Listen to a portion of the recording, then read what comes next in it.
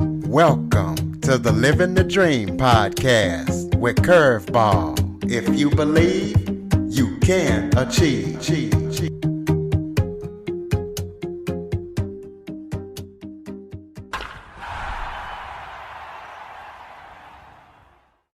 Welcome to the Living the Dream with Curveball podcast, a show where I interview guests that teach, motivate, and inspire. And today we're going to be talking about tapping into your inner voice, as I am joined by author Erec Lindberg. He is the author of the book, Your Brilliant Inner Whisper. And so we're going to be talking about how your inner voice is your greatest asset and how to tap into its brilliance. So Erec, thank you so much for joining me today. Well, thank you. I really am looking forward to this, Curtis. Why don't you start off by telling everybody a little bit about yourself? Okay, well, let's start with what I feel the inner voice is, and other authors like Neil Donald Walsh. It's a voiceless voice or a feeling with words around it.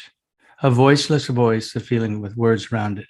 Now, you might get it as a hunch, as a gut feeling, as an insight, but there's always an energy, a pull, a nudge.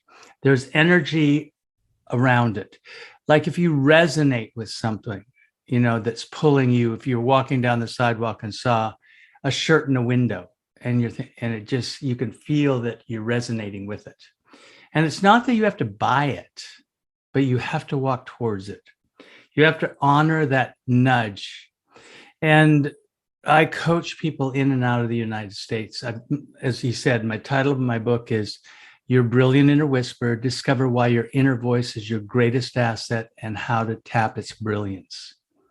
So the way that you do this is to keep gaining skill with hearing it, then trusting that you heard it, and then acting on it. So, for example, Curtis, I have to ask you a question because we really haven't had much to talk about. When you say a curveball, what do you mean by that? Because I think I have a story to use with that. So could you explain the curveball part of this? Yep. I have been a hip hop artist for many years, and this is a name that my friend gave me back when we were in 8th grade. So I knew that there's a famous rapper named 50 Cent that has Curtis Jackson, so didn't really want to use that, so I just decided to go with my hip-hop name on my show. I see. Well, so this story is maybe the first time that I really felt my inner voice, though first of all, I grew up in a ranch in Montana, and maybe we'll go with this. So I had competed in a high level with horses. And I was riding a green colt, a 3-year-old colt that we'd bought. And when we bought this horse at the sale, people said we bought a horse of a lifetime. So I was out in the hills alone on this green colt. I'd been riding him about 3 months. And this storm comes up, this rainstorm. And I knew that I couldn't backtrack the 45 minutes to get around and cross this very steep bank creek.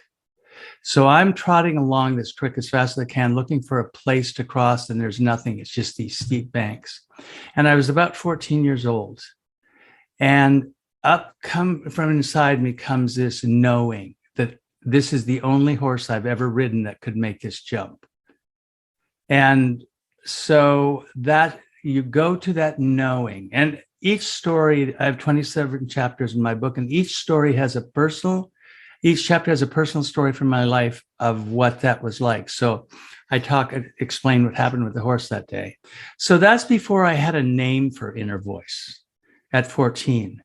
But then my sophomore winter quarter at college, 3 days after I had paid my fees with my father's money, I'm heading to class at 9:45 in the morning, and this burst of energy inside of me. By the way, your inner voice is below the neck and above the waist. Anything above the neck is your thinking mind. So anyway, I have this burst that happens, and up through me comes this feeling with the thought that I'm supposed to quit my classes and ski for the rest of the quarter. Now, I don't know about your parents, but mine would not be thrilled with that. And here I am at 19, and I am being nudged or pulled to everything I've been, trained to do, follow the rules, even my thinking mind's thinking I'm throwing away this money. So in your case, Kurt, is what I would think, and I know you gave me your examples, but I think you're doing a very important thing with even your title of, curveball or whatever. So here I'm at sophomore year of college being nudged to go ski and quit my classes and not tell my father. So I did. And that was the first fork in the road of me honoring the pull inside over the scary outer appearances. The following year, just as I'm going to give you a couple examples of your pull of your inner voice. And everyone listening today are being nudged every day. There's an energy.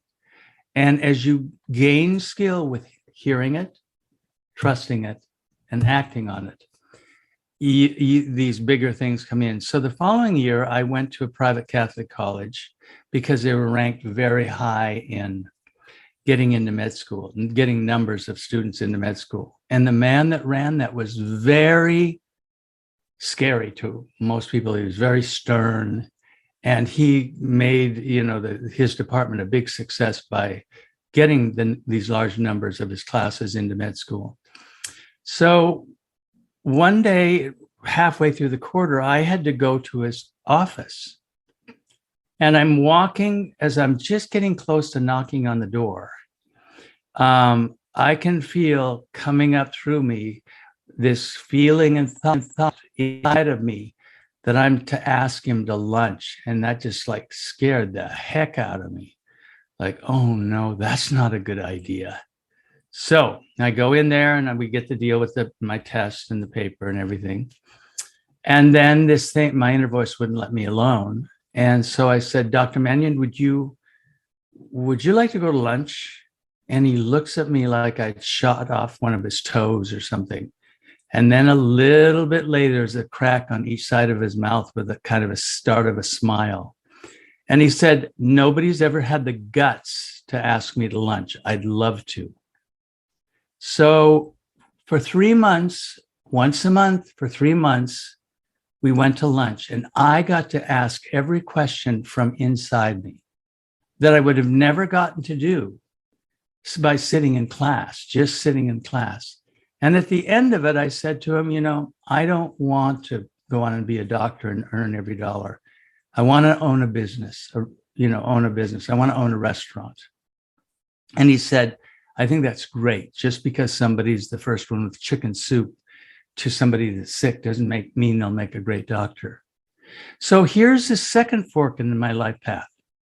That first one was, instead of going to class, I was pulled to ski all quarter. And now I'm pulled by this man, by getting access, by trusting my inner voice, to ask him to lunch. It was the next fork pulling me forward towards more of the man that I came here to be.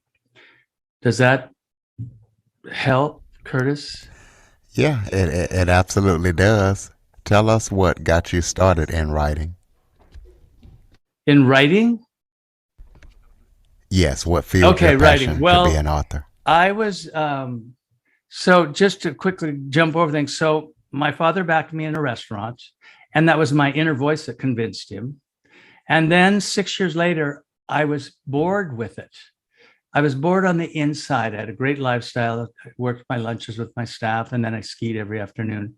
But inside of me was so bored. What I thought I wanted, the pull, was not fulfilling inside me. So, but I was pulled to have this restaurant to activate the entrepreneur in me. So from there, I went to New York City and to pursue singing jingles, TV commercials. I had a really good pop voice. But I hated the pressure of the recording studio. And so I had to earn some money because I was working with 4 singing coaches. And I started working for the best caterer in New York City and seeing all these amazing apartments and homes and, famous people. And pretty soon my inner voice started pulling me to have my own clients. So at the time with the writing, I was in my mid 50s. And for 2 years, my inner voice nudged me to take a writing class. And I hated even having to write a thank you note. So I'm thinking, oh, heck.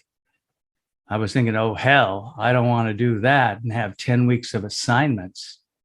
So finally, after 2 years, I honored that nudge and started it. And it's where my calling had arrived, what I came here to do, because I had all these stories of how I trusted myself inside and then the journey of that.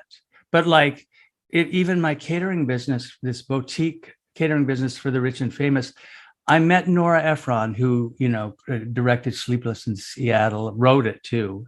When You've Got Mail, when Harry Met Sally. Well, I met her at Steve Martin's apartment. And all of these things came together. And I want to go back to something.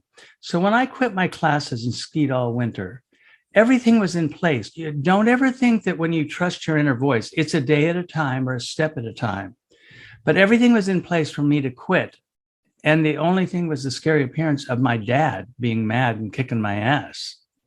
So in college, this was that Skill was 16 miles away. They gave a great price for a season pass if you're a college student. And I had a car with a gas credit card, and I was living in the dorm. So there was no big stretch of not being able to do it. It was just the fear.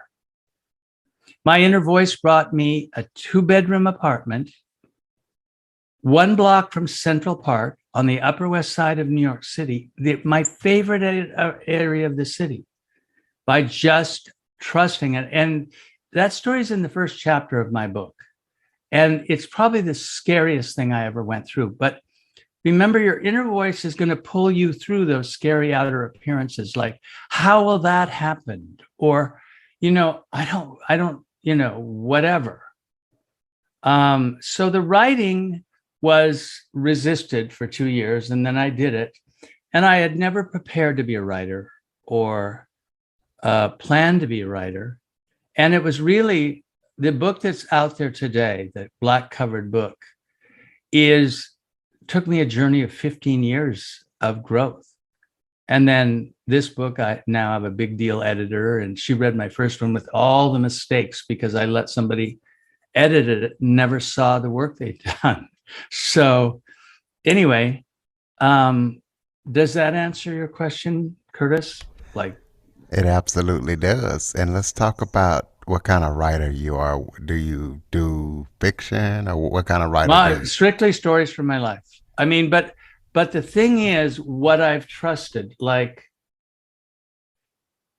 during COVID, so I had written the first book and self-published it.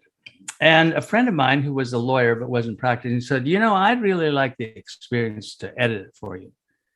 And he was gone a lot, and it was getting to be a deadline where I was getting ready to leave New York City after 26 years. And I said, we got to get that in there. Just go ahead, and once you're done editing, just put it up on Amazon as a self-published. Well, there were so many mistakes, but I'm not blaming him. I look at, there's always a reason on this. So I started across the country and spoke at different places. And I have this book with all these mistakes in it. And then when COVID hit, I knew the book wasn't finished. So today, the book has, I tell about after each personal story, then I have a famous person that I list, like all the people that really feel the inner voice is important, from Oprah. Oprah feels it's the most important thing of all. Malcolm Forbes, Glenn Close, who was the woman that was I'll think of it in just a minute. Anyway, Steve Jobs. There are all these. So then I listed in each chapter a famous person that really felt their inner voice led them to their success. And then I wrote what I went through. And so at the end of explaining what I had to go through, the scary parts, the parts that I couldn't imagine how it would ever work out, I broke that down afterwards. So I added that all during COVID. And then, I got, as I say, I got a big deal editor after she read my first one. So I needed to write the one with all the mistakes. But I don't read. Did I go off on a tangent too much? What was the original question? No, you're good. You answered it just perfect. So the next Okay. question I have for you is give listeners tips on how to become aware of their inner voice, how to hear and trust their inner voice. Okay. So when I start a client, the first month or two, well, and it goes longer than that, I have them write down each day each of the nudges that they're feeling or the pulls or whatever. There's always an energy. Just like when I say, if you walk by a shirt and you resonate with that. So every time you do that, I have them write it down on a sheet of paper. So they get used to that feeling of what a nudge is or an inner, an insight or a gut feeling, and they write it down. And that's where you start to see how often you're being nudged towards something. And I feel, as you start walking in the direction of these nudges, you don't have to buy the shirt, but you need to walk towards it. And those are the road signs forward. So just remember where I said, okay, so I'm going to college 3 days in and I'm pulled to go ski. That was so huge for me to be the only one. Nobody else on my floor was doing. Nobody else was heading towards a ski hill.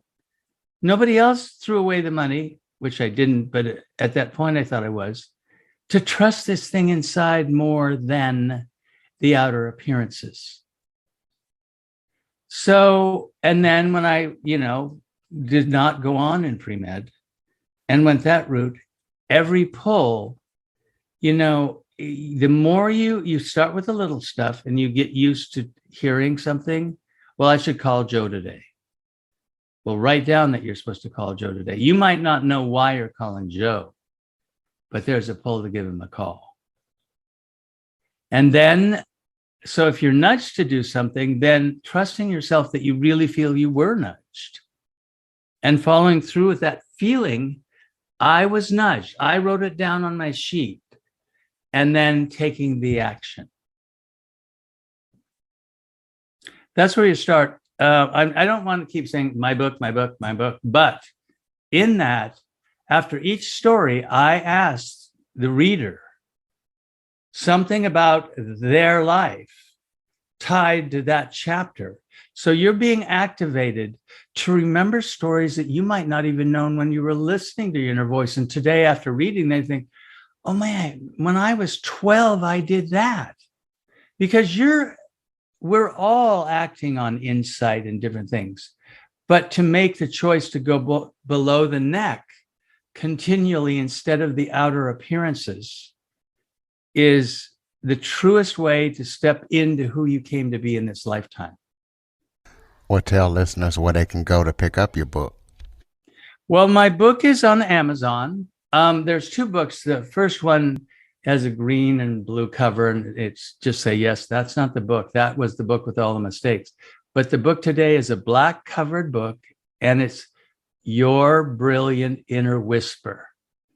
And another thing, my name is Erec Lindberg, but Eric has no I in it. It's EREC, 2 E's, Erec Lindberg, 2 E's.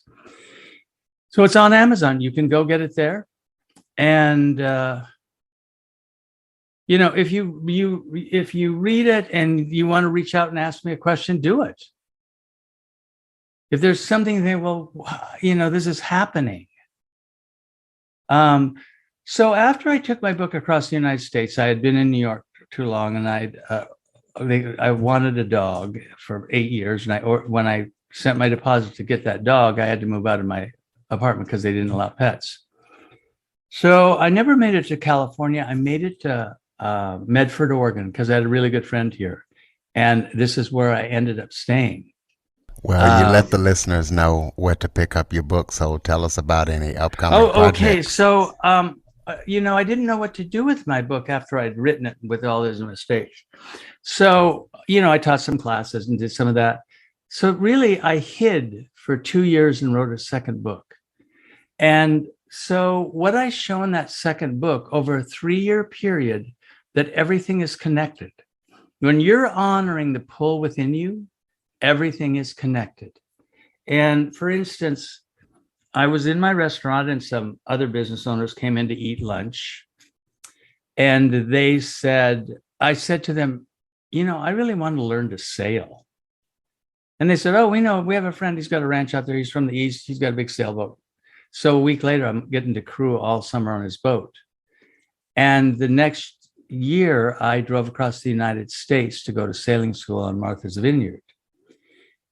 Well, in that 3-year period, from saying I want to sail to 3 years later, I'm in New York City for four nights from Montana watching Broadway plays. And I had watched a lot of singers in the East.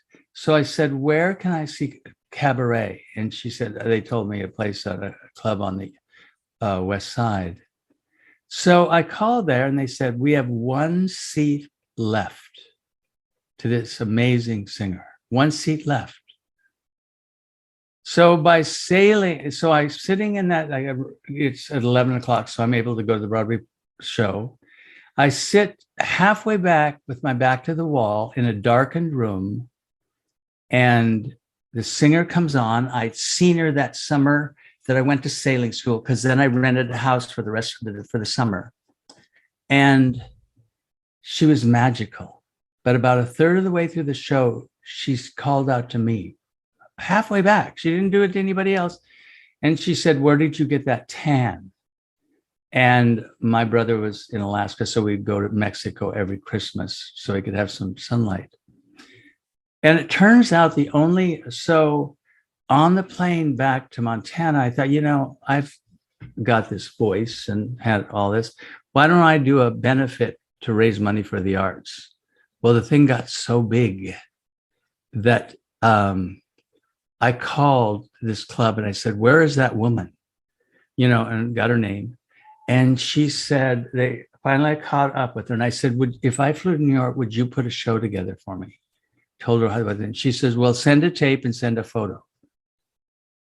She called me back and she says, I know who you are. You're the guy with the tan. In the run of her show, the only night she videoed the show was the night that I was there. So when you see this divine turn of events so at Steve Martin's apartment, Nora Ephron comes up to me and then became my client for 12 years and opened Hollywood to me, that your inner voice is going to take you forward on the truest path, the more you hear it, trust it, and act on it. So I know the question was, where can I get it? But there's many stories to activate your inner voice. And there's questions to activate today. If you're on this call or you hear this, if you resonate with it, trust yourself and keep seeing where that leads. So what's coming up from Erec Lindberg? What can we expect upcoming projects from you? Why did you have to ask that question? I think I have to publish my second book. I mean, it's a big job to write a book. And I have always felt, you're helping me, Curtis, with these podcasts. I just started doing this about 3 weeks ago. And I've been busy with other projects since the winter. I hadn't really, other than right after the book went on Amazon, I bought all the equipment to do a podcast, but I hadn't had time until 3 weeks ago. So I think it's going to lead, this show, your question really shows. So To listen to your inner voice and act on it, you have to be willing to work in the unknown. Okay, did I hear that? Did I really hear what I think inside of me? And trust that and act on it. So it's always about the unknown and your future of you stepping into, Curtis, you stepping into the man you came here to be is out in front of you. And it's not thinking how to do it. In my book, I share the most embarrassing moment of my life when I didn't listen to my inner voice. And I let my thinking mind go because I had all the connections and it just blew up. In fact, for 3 or 4 years afterwards, the hair would stand up on the back of my neck every time I thought about that embarrassing moment. So your way forward and is working and exploring that place that you have. It's the last frontier in you. And if things aren't working or you're not honoring those pulls, there's probably a lot more struggle with your life of creating things and following through with things, because you're using your thinking mind to look at the outer appearances. Okay, throw out your contact information and give us some final thoughts. So my name is Erec Lindberg, as I say, with 2 E's, EREC, and Lindberg is LINDBERG. And my book is Your Brilliant Inner Whisper. It's on Amazon. My website, well, by the time this comes out, my new website will be up. It could be up in the next day or two. And I think that you're at a fork in the road as you listen to Curtis, what he's bringing you and the work he's doing, me as a guest or the different guests that you listen to. From now on, if you resonate with something, walk towards it. As far as until you feel, the end. And don't be afraid if you think you can't afford it. I had, went back to Montana to see my brother and his family at Christmas, going into the millennium, the year 2000. And I was going to go see a friend after that to go to a very fancy black tie dinner up at Big Sky, Montana. And it was 180 miles. So my friend that invited me, she was going to drive halfway. And another friend I grew up with called and she says, I want to drive you. I've not a chance to see you. So we're driving that first leg of 90 miles, and she starts talking about this afternoon of them riding their cutting horses, working cattle on this beautiful hillside overlooking the Rocky Mountains. And as she's telling this, it feels like somebody's taking a finger right to my chest, like they're pointing at, when somebody goes, oh, listen, mister, and it was like, oh my heavens, this is real. This energy is real strong. So I get into the next car, and my friend owned a Sotheby's affiliate real estate company. And I tell her what happened. She says, oh my gosh, that's such an interesting property. They thought my clients would be right for it. So it's really something. And I said, well, something's going on with this property. And she said, well, I'll drive you there. And I was snippy with her. It was 10 below zero. I'd been 40 miles away from this property when I was staying with my brother. And now with her, where we were going, it'd be a 200-mile trip each direction. And I said, I pointed that out. She says, well, that's okay. Whatever. If you want to go, I'll take you. 2 days later, we're standing in this train station that was built in 1912. And a Western artist had bought it and moved it into this hillside overlooking the Rockies, and down the hill, he had his painting studio and box stalls for his horses and everything. And as I was walking around, he didn't finish inside the station other than, put electricity and hook up water, but it was a war zone. There were holes in the walls where they put in the electrical. There was holes in the floor. It was everything you wanted, like a sieve with a view. And I'm walking through this and I'm feeling so cold at 10 below zero. And up through me comes my inner voice saying, it has your name on it. And so finally we got headed back, and about half an hour after I'd gotten warm, I thought, has my name on it? I don't have the money for the down payment for this. And of course, it's one state too close to my brother. But so 20 months later, I bought it at half the original price. And in that 20 months, they turned me down twice. I sent a letter and I raised the money for an offer. And each time they turn me down, my inner voice says, it has your name on it. You will know what you're being pulled to the farther you follow it. And I bought it half the original price. All the money came together. Everything worked, even when they said no. That's my final story, and I'm sticking to it. Absolutely. Ladies and gentlemen, ErecLindberg.com. Please be sure to follow, rate, review, share this episode after listening. Android listeners, go to the Google Play Store and download the Living the Dream with Curveball podcast app. Erec, thanks for joining me. Thank you, Curtis. For more information on the Living the Dream podcast, visit www.djcurveball.com. Until next time, stay focused on living the dream.